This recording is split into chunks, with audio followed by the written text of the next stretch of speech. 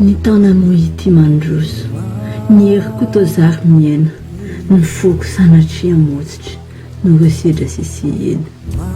Fa raha tampoka ny diako, ny aina moa tsy mifamedra, dia fisaorako tiako, ny fitiavanao rehetra.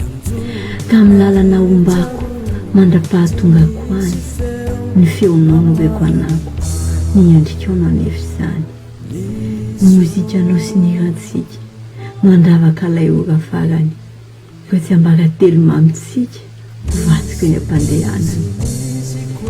Ireo teny maminao rehetra, no solotananao fihiniko, fa ny voadina sy anapetra, ilay fitika tsy voadiniko. Ary ao anaty fahanginana, mety ho tsapanao lalaina, ny faraoroka sy fiana, ho anao ampara-pofinaina.